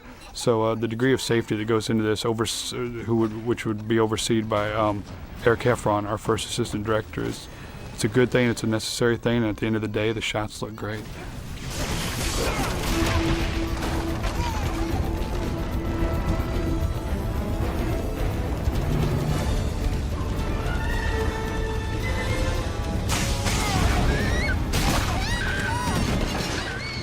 And our fight choreographer, Dion Lamb, this is his daughter. And it's a tough shoot on a 3-year-old or a 4-year-old. They don't know what's going on, and all these different cues that she had to react to. It really worked out great. That was a lot of fire. What's your average prep? What will you do to prepare for that scene? Well, there's my prep before the movie, which is all-inclusive of the entire film. And this is a different circumstance because I have the history of the first film, so I understand the character and his relationships very well. Right. But let's say getting to know the character, I kind of count the prep for the first movie for this one as well. So I read the first 4 years of the comic books. I would read each individual script probably, a dozen or so times.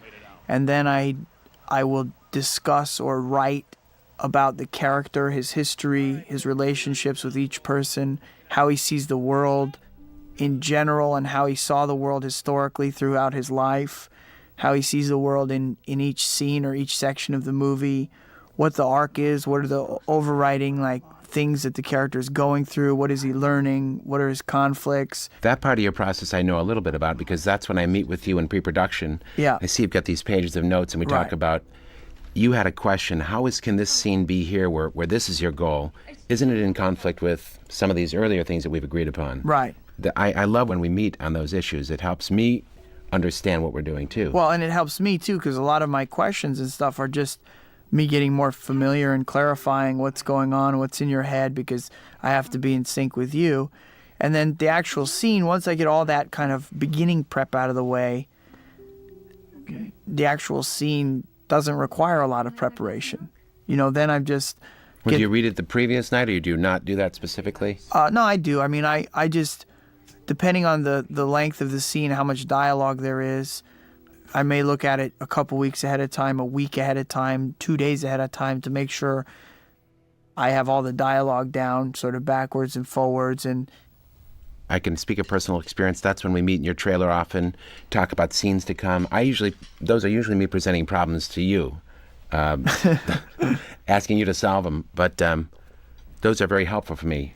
Yeah, it's great. I mean, and that kind of communication is just, again, it goes back to what I was saying about how I get to feel like a filmmaker. So I don't just feel like, a hired actor or a piece of the puzzle. I feel like I'm a creator of the puzzle with you. And you are. So you got a long piece of dialogue, though. How do you run that with somebody night before? No, I'll just read it over and over and over again, kind of flat, without thinking too much about how the scene will play, and just get the dialogue down. Mostly I just do that myself, or maybe I'll run it with a friend or whoever's around, a coworker, a friend, just for the dialogue, just to get the memorization of the dialogue. Without any emotional attachment or readings. Right, or any preconceived idea of how I'm going to play it. And then with the backstory of where is Peter in this scene, what's going on in their relationship, what does he want, what is he trying to achieve, and then I just forget about all of it and show up on the set and trust that it's already there, that it's living with me. When do you know if you have it memorized or not? I guess the night before you know that you either know the lines or you don't, obviously. I don't actually, I'm really pretty good with memorization. So, a scene that length, I could probably, after my initial prep where I've already read the script like a dozen times, I can probably read that scene over 8 to 10 times, just read the scene straight through over and over again, or run it 5-6 times and read it over 5-6 times and have it pretty much memorized.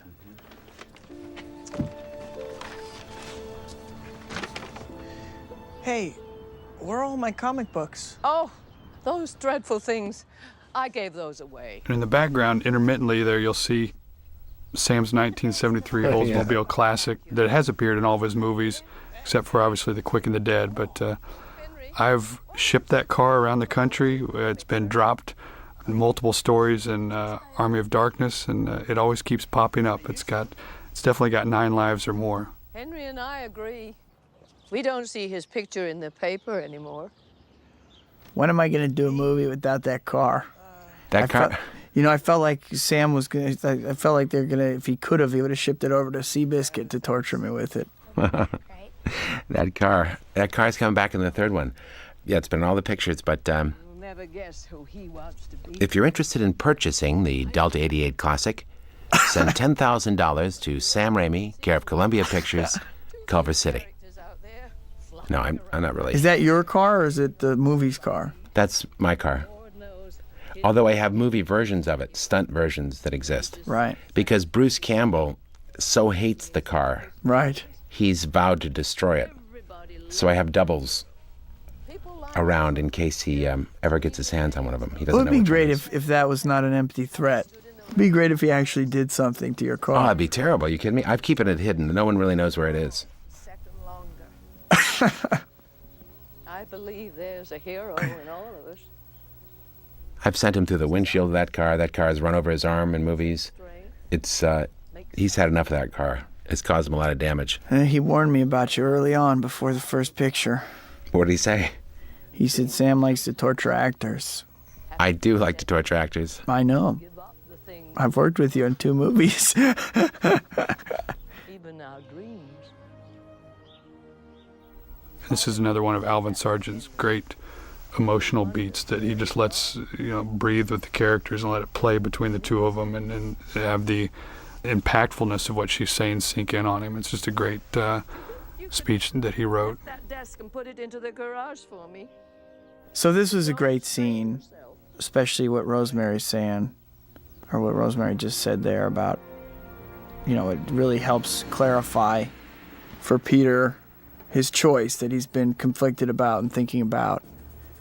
And it's great to see, like, the one person he can still look to as a parental figure be there for him and support him with his big decision, I agree. Alvin wrote that beautiful piece, and what I really like is that you don't speak in the piece, and yet you make the tremendous movement from the beginning of the scene to the end. Not that you aren't thinking about those things and considering what to do, but I see it all played silently on your face, which is really very powerful performance for me.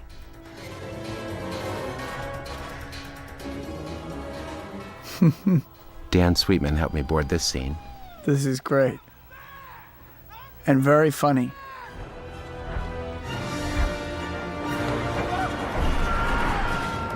Now, so many people have asked me if this right here, well, first of all, this stunt guy took the biggest hit. That's so painful.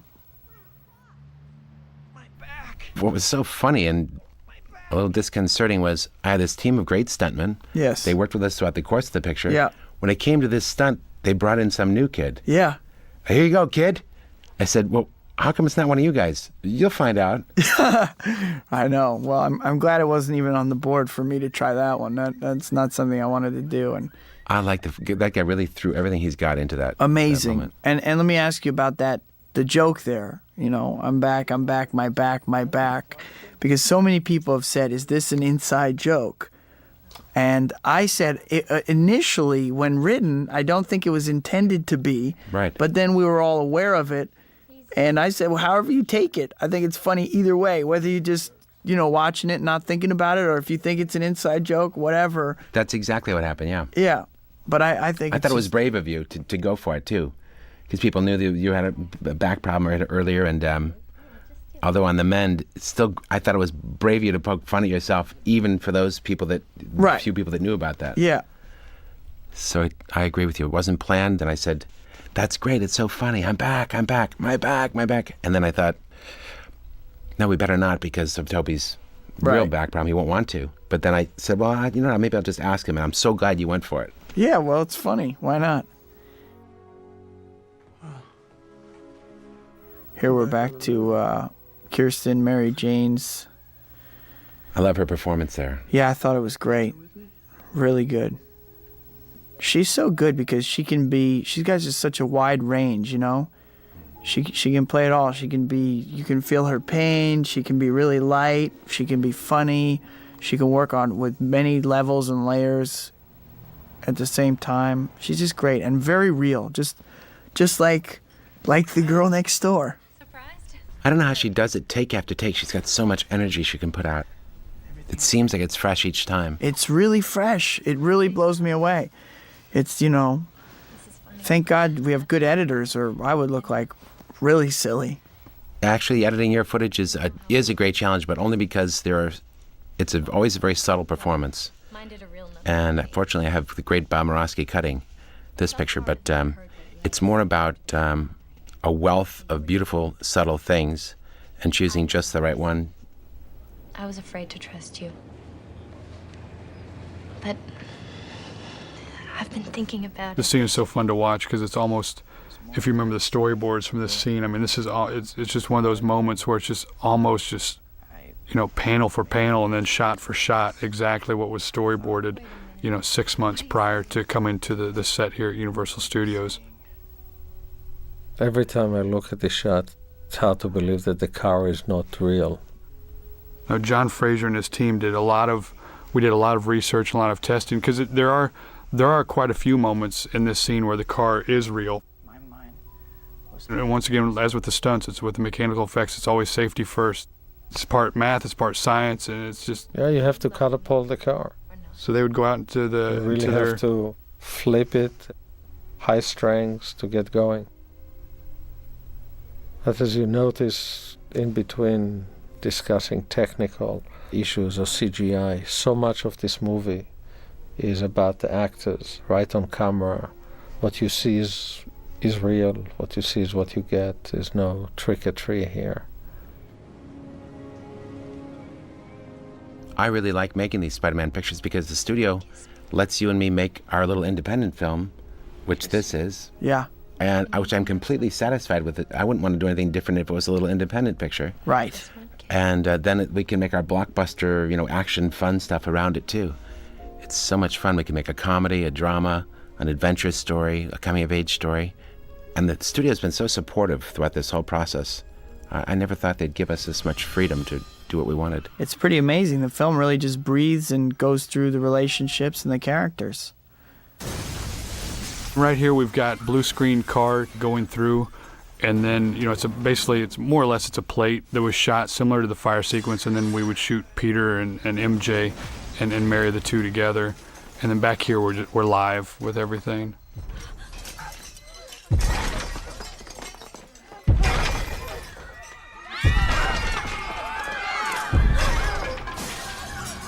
What's happening? And then once again, this is just another hugely practiced stunt between, all the stunt guys and Alfred on the Aquawalk rig. Those are CG tentacles. And just a lot of coordination, a lot of familiarity that Alfred had to work with the puppets and the Aquawalk rig to make it look seamless, because it's definitely not easy. I want you to find your friend, Spider-Man. Tell him to meet me at the West You were a Side sport to let me yank you across that cafeteria. I know it wasn't easy. I'll tell you learn to just go for these things, because a couple times we do it where we do it half speed, 3/4 speed, full speed, and when you get to it, it's like, you know what? Just yank me faster and harder, because that's what it's going to take for it to look good anyway. So you're just like, let's go right for it. Just like ratchet it up as hard and fast, and I'm going to throw myself, and I wish more people knew that. I think it just takes experience to realize that's the best way to go for it. Because otherwise you just got to do it 800 times, and it's never satisfying. And ultimately when you go, the great experience is you do it a couple times, you go watch the movie, and you go, I wish I had just given 10% more. That's what I'm always thinking about, the things I do. Exactly. I love this portion of the movie because it's kind of what begins the third act, and you realize that everything's back to where it should be right now, and you're getting ready to go for a great ride. And it's a great shot with the glasses, a great metaphor. Back to him. That's it. Don't mess with Mary Jane. Do you remember we reshot this close-up? And it wasn't for performance. I just didn't have the right size on you. I needed to be closer. I remember that. It was an embarrassing request I made. I said, I just shot it wrong. It's this one. You're actually behind there in the plate. This was actually the take of you coming forward. I just matted you over yourself. Wow. But you're a little smaller in frame. Filmmaking. It's all my fault. That's one of the reasons I love being an actor, because you go and you shoot it and you're not thinking about, while you're sitting back there like plotting the whole thing out and envisioning it and putting it together, I'm just experiencing it. I'm just going and doing it, experiencing it. So I get two joys. I get the joy of doing it, because I have fun working and I love the working experience. And then I go watch the film and it's a surprise to me. It's like a whole new thing. To you, you're watching it the whole time. You're in the editing room. You see the movie 470 times. I go in the theater and see the movie for the first time all over again. It's like a brand new experience. How cool. Yeah, it's awesome. I love it. I'm always nervous when you're looping. And with some of the other actors too, Kirsten, Rosemary, I want them to really like, I don't want to be complimented or anything, but I don't want them to be disappointed with what they're seeing in those little snippets of what you loop. Well, it's been good so far for me, Sam. One of the early things I did when working on Spider-Man 1 was come up with a pose book for Sam and everybody to reference, because the drawings that the Marvel artists have done over the years are just amazing, and we always wanted to recapture that both with the stuntmen and with CG Spider-Man. I have a book on my desk that's about 2 inches thick of pose after pose that Sam likes or Avi likes or other people like, to just portray the strength of Spidey and his grace at the same time. This was a kind of an incredible combination of stage and CG. Once again, for the clock tower here, we're on the Sony Stage 27, and then below, that's all CG City. Those aren't plates, except in the background a little bit there are some plates, and it's just another marrying of the two together. Here's what we're talking about again with Spider-Man and his unique character, and using him for this fight on the train. I mean, I thought this was brilliant, because you're going all over, on top, around, through the train for this fight, and you couldn't really have that with any other characters. And this is, one of the best action sequences I've ever seen, really. Wow. And I'm not saying that I really didn't have much to do with putting it together, So I just think it's great, and I think this is a real. To look at the first movie and this movie, I can just see you going, okay, I'm going to up the ante so much. You know, I know you just let your imagination fly on this movie. Well, I had so much help with this sequence. Like everything in this picture, it's made by 1,000 people. Even that little detail right there was so cool where Spider-Man pops out, shoots the webbing to hold himself on the train. That is cool. I really like that, cool. too. And that move, I mean... Oh. Jeff Lynch came up with that move, that particular one. Really? Yeah. Oh, that's great. I saw that. He came up with it on his own. I went, that is so cool. What about where the train just passed and he did that little... where he was flat against the train, the other train passed? That was boarded originally by Steve Markowski, who really, really helped me with this train sequence. That was great. He's a genius. What about the sliding on the ground and this catching back up to the train? All that was great. I just wanted to drag you. For some reason, nobody liked that, but I really liked it. Really? Yeah. I love that. They gave me a lot of flack about that, but I really wanted to do that. Oh, they're wrong. That poor girl. Oh, just so cool, man. This is such a great sequence. The toughest part was that we didn't have a script yet. We had to board this and shoot this because there were so many effects that unless we started immediately, we would never have time to... We couldn't wait for the script. When did you shoot this stuff? In November or December or something? That's right. It was November of 2003. Is that right? Or 2002? 2002, Sam. Yeah, November 2002. Oh my Lord, 2002. Yeah, the movie was just showing still. It's just coming out on DVD. It's weird. A lot of great CG artists worked on this sequence, along with Bob Morosky and Jodie Fidel. That man behind you is an actor who's also in A Simple Plan.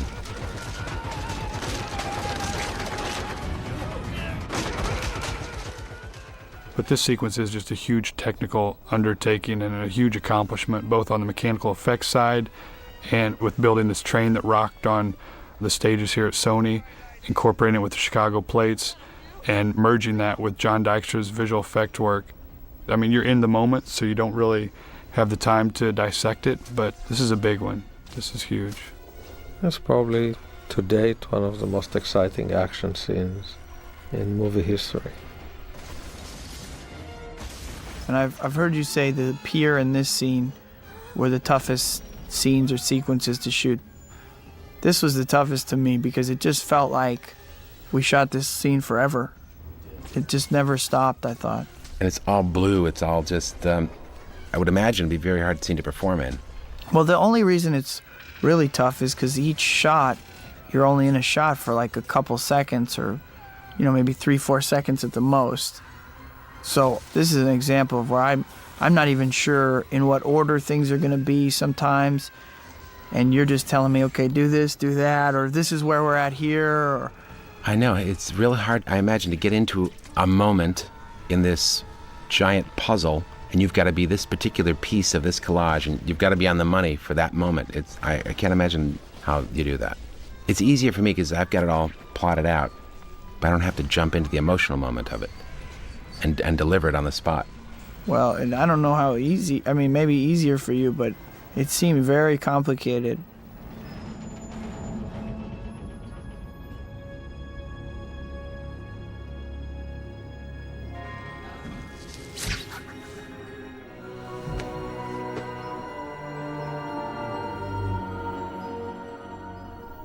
Even looking at it now and you think of what we were shooting on stage, how does it feel like I was trying to remember, did we do it? Yeah, we did do it on stage. Yeah. Looks so real. It was very complex, choosing which style car. We had to think about, where are the windows? When he does the stunt of coming out the window, how would that look if it's a lower window? Different cars had different advantages. Then they had to be built from the ground up and then recreated in CGI. So I guess this is a pretty big deal, right? People seeing Spidey, Peter Parker, as Peter Parker here.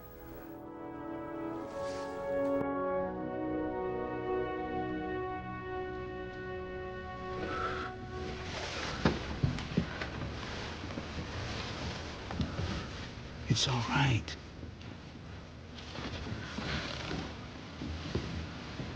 We found something.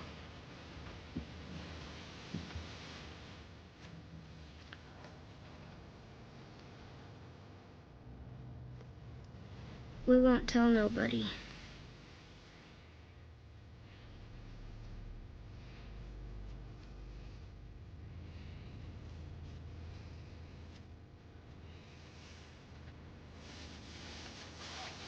It's good to have you back, Spider-Man.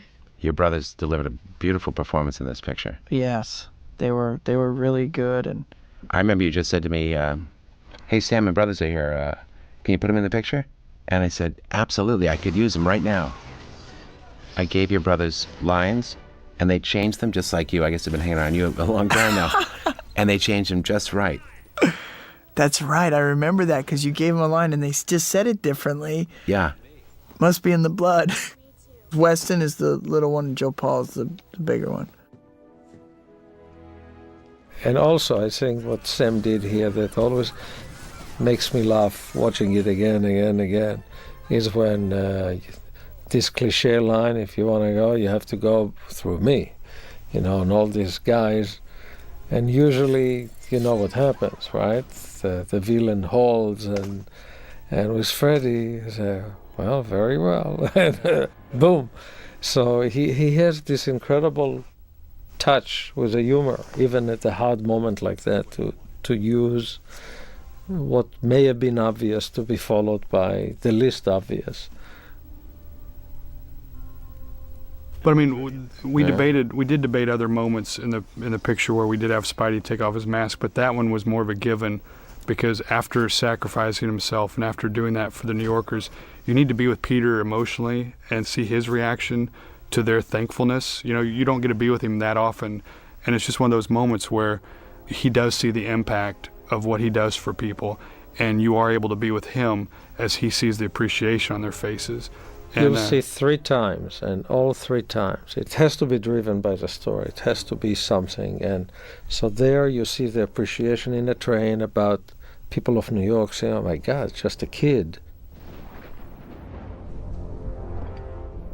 I like how James is playing it because I don't know if he was playing it like that, but I just saw some question or doubt in his eyes about, you know, his own vengeance even. Like he's still determined and obsessed with it, but now he's confronted with it and like, okay, I guess I'm going to go through with this. I see that too. I see that too. I thought that was great. Can't be. Do those barbed wires hurt? They're hard plastic, right? Yeah, they didn't really hurt, no. They were actually strangely difficult to get off, even though they're like simple breakaway little things, though. I don't know. To get a clean break for all of them. I was impressed with the prop guy who came up with them. They really look real, the way they break off like metal. Have just the right amount of spring to them. Making the machine again. When that happens. That was a difficult scene between Harry and Peter. Yeah. I know it was difficult tonally because there was a lot going on. And, you know, Peter, Spider-Man, is concerned with saving New York City. I know you and me were unhappy with it, actually, both when we were shooting it, trying to find it, and even in post, wondering if we shouldn't reshoot it. Yeah. I won't get into the details, but that's when I wouldn't mind reshooting. Yeah, I'm with you. It's a tough one. And for me, it wasn't about performance. I thought you gave a great performance. I know you had your own performance notes. Yeah. And I agreed with them. Uh-huh. But the real problem for me was when Peter Parker is confronted by Harry saying, "You killed my father." I just wanted, in the words, more understanding of that pain and that situation on Peter's behalf for Harry. I see the moment where you register his pain, and yet you've got to save New York. It's just inconsequential what happened some time ago when the life of Mary Jane Watson's at stake, the woman you love, and the city. But I still felt that Peter owed him more in the script, in words. Surprise. We love that strong Mary Jane. You know, she's not screaming, she's not afraid, she's quite defiant. This is another set built on the Sony lot that Neil Spisak, I believe, is the biggest set he's ever built or seen built. It was massive. The reason why we chose Sony is because underneath, if you pick up the plates in the floor, there's a pool down there that's, obviously usually dry, but it is the pool where Esther Williams used to dive into in the old Sony movies. But it was just a beautiful set.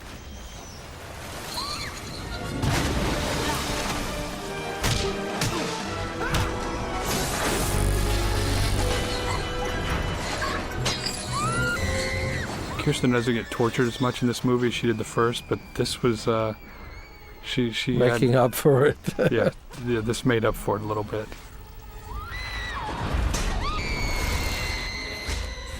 This was because it was the last sequence of the movie. I never really had time to figure it out.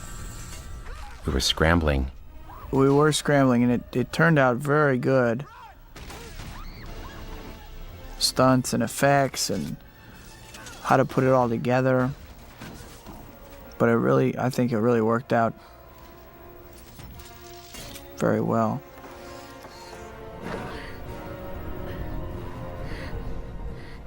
I like that she takes action, and I also like that there's no way this girl could have anything to do with Aki. He doesn't even have to turn around to deal with her. I think Kirsten, I remember overhearing your guys' conversation about it and her wanting to be more active there. I think she was right. Yeah, that was great, I thought. I wasn't sure about it when you guys were talking about it. I was like, well, that's a little silly. But I thought it turned out great, So there you go. I think the key to it was that she was right. She should be active and risk something. And yet we didn't want to belittle this powerful supervillain or Spider-Man to say that she could ever really have any effect. So I think the way Fred performed it made it. How did you do that with those cars and stuff?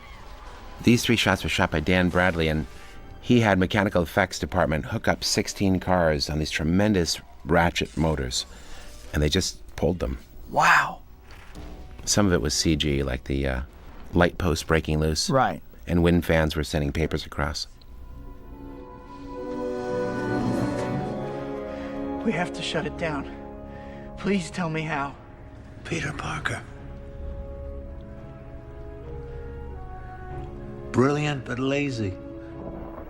Spider-Man taking off the mask is really, in a way, it's the essence of why we pick villains that are connected to the hero. We felt this was time for Peter, who admires this man in spite of all what's going on. If he takes off the mask, he can say, Dr. Octavius, let me remind you who you are. Don't let these tentacles make you into something that you don't want to be. So that was a valuable moment to have. Instead of just more fighting and just hold him, it just all of a sudden appealed to the man inside, because we have such an actor that you see the inside versus the outside.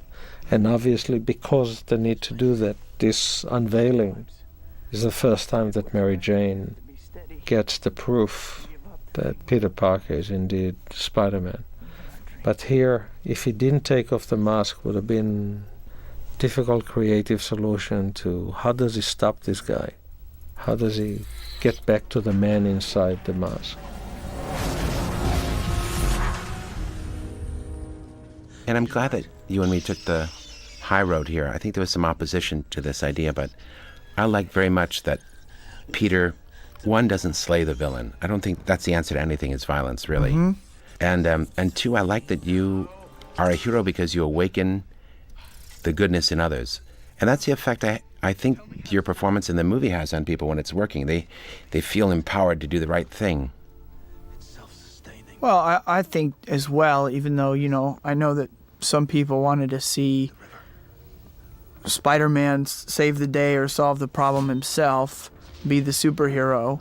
I think the unique thing about Spider-Man as a superhero is he's a thinking man superhero, and he uses his intellect a lot of times.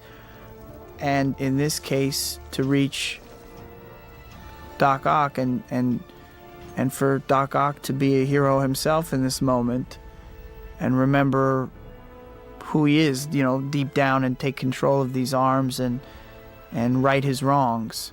And it also gives Alfred a more interesting villain to play, I think.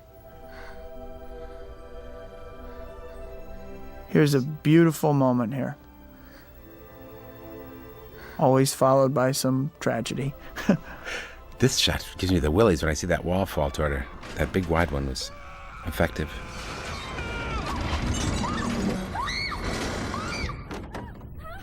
The other thing we didn't get in movie one is a show of strength. What can Peter Parker do as Spider-Man? That was a great opportunity. This is really heavy. Did this get a reaction? Huge laugh there. This is really heavy. Good. Huge laugh. Was there a little laugh on high? Yes. A nice laugh there, and then this is really heavy. You really delivered that good, that line. It was fun. I love that scene. I always did. Very well written and... Michael Chabon came up with this scene. Oh, it's great. In case we die. You do love... Enough things happen here that it's not about killing the villain. Spider-Man doesn't kill anybody. It's about the man within the villain. That's what we would always like to keep. That the man within the villain finds a moment where even he has to do the right thing. And hence, that's why you take off the mask. Because if Peter can get back to the man that we all met at lunch, the man he reveres, then this man will take responsibility and try and undo what he did. He cannot take back the life he's taken, cannot bring his wife back. But what he can is stop this madness, and as he says, I would not die a monster. Because the guy in between, without the accident, was a good man. And the accident is indeed an accident. It's not like he set out to be a villain. So it's very important to bring that to an end that is dignified. In movie one, Don't Tell Harry. Yeah, the man was nuts, but the last minute it was like, Don't Tell Harry. The father came out.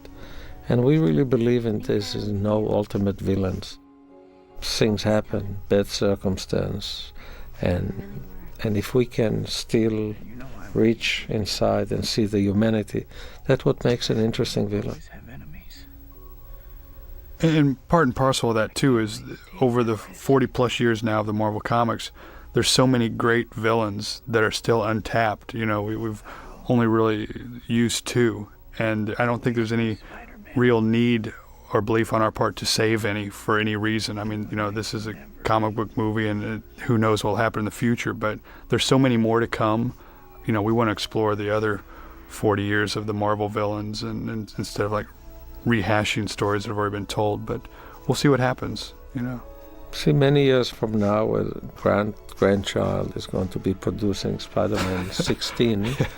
Someone may find Doc Ock's papers, and it will be Ducky Ucky, the young one, coming back.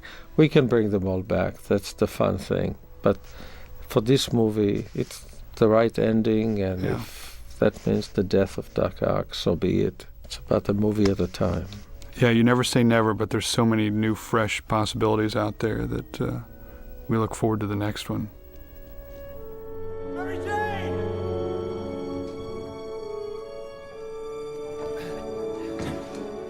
I really love how heroic as a simple man Daniel Gillies is there, and you said, you know, he does that heroic jump to go meet the girl, and in the eyes of Kirsten, whose real love is Spider-Man, it's kind of funny to watch, but for a real guy, you know, it's heroic. He's out there, it's his girl, he's right there with the cops, and he jumps over the thing to go embrace her. Yeah, that's about all us normal guys can do. Yeah, he was great, right, Daniel? I liked him very much. He was a real gentleman, good actor, and a great model of everything, you know, Peter isn't, unfortunately. You know, he's successful, he's admired by Jameson. You give me a funny look. Yeah, like you're going to say something like handsome. He's handsome, too. Thanks for reminding me. Glad I'm not more insecure and sensitive. Hello? I'm really glad Willem came back. It was great. Because he's part of the Spider-Man family, for crying out loud. It wouldn't have been complete without having him. It was just good to see him again, too. You do these movies, you don't see people for so long. You spend 7 months of your life with somebody almost every day, and then they completely vanish out of your life.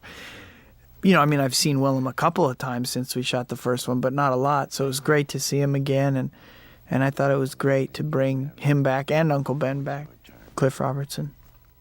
You swore to make Spider-Man pay. He wanted to play a little joke on Alfred, and so Alfred stepped on the set, and Didn't fit. lo and behold, the Green Goblin was in the tentacles showing him how it should be done in the world of villains. And, Alfred was a little concerned, and then he saw who it was, and it was obviously a fun moment. It's always great to have Willem about. He's a terribly talented actor, and so is Alfred, and just seeing the two of them interact in that funny way was a good vibe and a good boost for the crew. Ooh, does it get juicy now? What do you think the people are thinking in the theaters here? Are they just quiet at this moment? Well, they're starting to get it, Yeah. Obviously, fans of Spider-Man know that he follows in his father's footsteps, and people are definitely speculating that he's going to come back for the third movie as a villain. Of course, I don't know. No, and plus, it might be that now that he finds out who his father is, the Green Goblin, he may understand why he was killed by Spider-Man, and he may decide to turn over a new leaf and not become the Goblin, to rise above the sins of his father. That sounds a little misleading to me. It didn't work, huh? No. Actually, that's very logical. That is very logical. It'll be interesting. This definitely sets up where I am extremely curious to see what happens further with Harry's character. I thought his arc was great here, and now I want to see the resolve of what happens to him. I'm dying to see the next scene. Great. You're not going to see it in this movie, folks. And we like the speculation. You see Dr. Khan as well. That's interesting. In movie 1, we talked about Eddie Brock. And once again, it's always what's best for the story. For the end of Spider-Man 2 is what's best for the story is for him to find his dad's true identity. Whether that has an impact on 3 or not, is yet to become. But to tell the best story for 2, we definitely felt Joe. Joe Crotchlow, our executive producer, is the priest there. Makes a great priest. I want to talk to you about the ending of this film. The very last shot of Kirsten. Okay. Because I thought it was great. And it actually reminded me of The Graduate. What's the last shot of The Graduate? They're on the bus together. Benjamin is Hoffman's character, I think, Benjamin, right? Yes. And he comes in and gets the girl, takes her out of, she just gets married. I think she's married, actually, right? I don't know if it's right before she gets married, and she runs off with him, and they get on the bus, and they're in the back of the bus, and it's a very ambiguous ending, right? You'd think they finally come together, this impossible love story where she's pushed him out of her heart, and he's been chasing her down. He's never going to get her. Finally, he gets her, wins her over. And they're in the bus going off to be together. And you kind of looking at the girl, and you don't know what their future is. Like, did she make the right decision? Do they really love each other? Wow. This kind of stuff. Like, it should just be like a happy ending, but it's not. It's like there's a big question mark there. It's Hoffman and her in the 2-shot? I think it's a 2-shot. Cool. But it reminded me of that because even though here we have a really high moment, it then when he goes, go get him, Tiger, is great. Like, yeah, he got the girl, and now he's going to fight crime, and he's got, they're going to be together. When you come back to her, I know she's worried, right? That's kind of the first level of it. Yes. But then I feel like there's also the question of like, okay, well, here we are, and now we're together, and now we're going to settle into this. Can't you respect me? And I feel like there are deeper questions more than just like, I'm worried about my man. I think so too. I love that. I don't know if that was your intent or Kirsten's idea or both of you coming up with that, but I thought it was great. What I love about the bookends that Alvin set up here is just the great debunking that Mary Jane does here of Peter's opening voiceover saying, you know, Mary Jane Watson, the girl of my dreams, I can't be with her because I got to save the world. And then MJ coming in here at the end and just saying, you know what, goofball, this is for both of us to decide if we want to be true partners. And it was just the echoing of his opening voiceover that Alvin wrote here was just something that was really special that I think was a great ending to this movie. We'll say something. Laura Ziskin said to me, well, let's see her running in the wedding dress. And I said, I know it'll be like up and exciting for the audience and moving, but I don't want the audience to know beforehand. I want them to be alone with Peter and the camera comes around and there she is. Right. But I said I'll shoot it because I think it's such a powerful idea that you've got. I'm probably going to be wrong, and I was wrong. It was so powerful that it outweighed that moment of reveal. I do want to say that I love working with both Laura and Avi as well because they both come up with such great ideas, and I think I've had an interesting relationship in particular with Laura over the two pictures because, you know, I've been in conflict with her a few times about ideas, and I don't mean conflict like heated conflict. I just mean like I would have one idea, she would have an opposing idea. Right. And so often I would just embrace her idea, give it a shot, and it would be great. It would make the movie better. And that's what's great about movie making, I think. Well said. There's the movie. That's it. Thank you for joining us. I'm so excited to see what happens next, Sam. That's all I got to say. I hope you like it. I hope so, too. Thank you.